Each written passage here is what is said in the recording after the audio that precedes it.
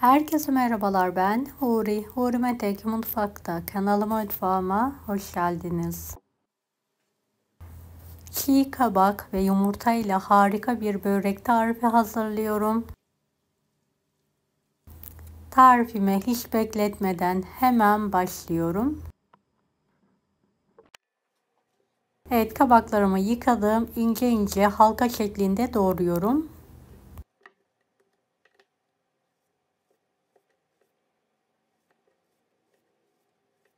Toplamda 2 kabak yeterli oldu. Evet, kabaklarımı doğradıktan sonra fırın kağıdı serilmiş fırın tepsisine aralıklı olacak şekilde diziyorum.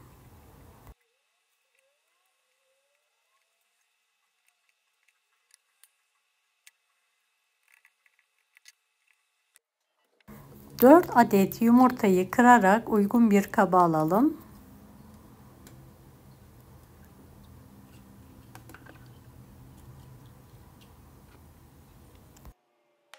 Biraz tuz serpelim. Yumurtaya ve kabakların üzerine bir çırpıcı yardımıyla şöyle köpük köpük olana kadar karıştıralım.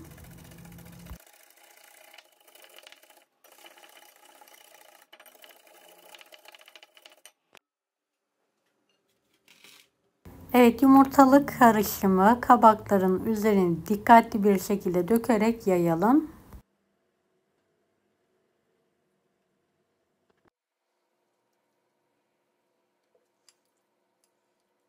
Yumurtanın her tarafına gelmesi için tepsiyi şöyle ileri geri yaparak yumurtaları yayalım.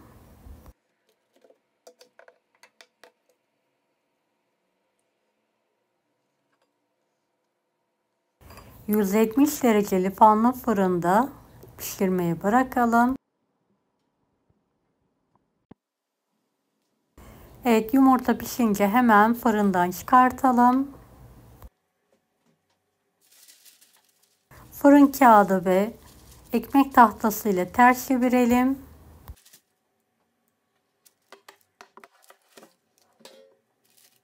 Altındaki kağıdı da çıkartalım. Fırın kağıdını ikiye katlayarak fırın tepsisinin üzerine alalım.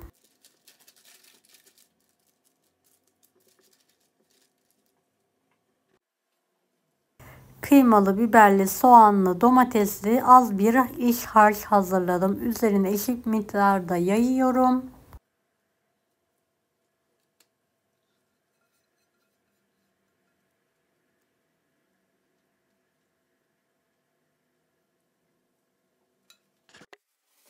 En son kaşar rendesi serpelim.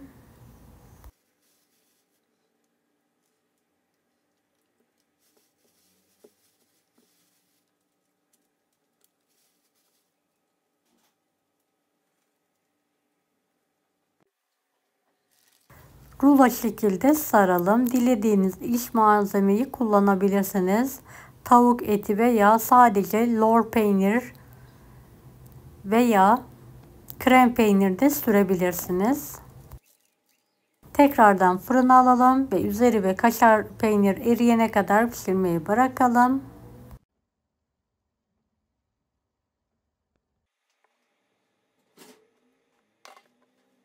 Üzeri kızarınca fırından çıkardım ve servis tabağına alıyorum.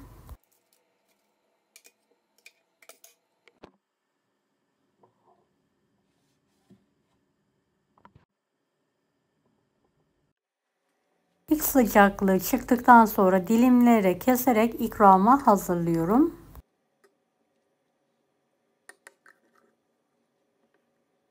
Evet, unsuz kabak böreğimiz hazır. Asla kilo yapmaz. Gerçekten çok lezzetli. Mutlaka deneyin.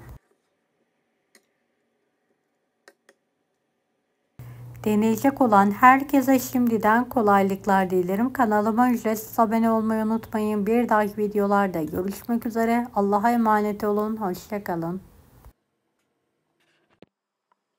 Daha farklı tarifler için bunları da izlemeyi unutmayınız.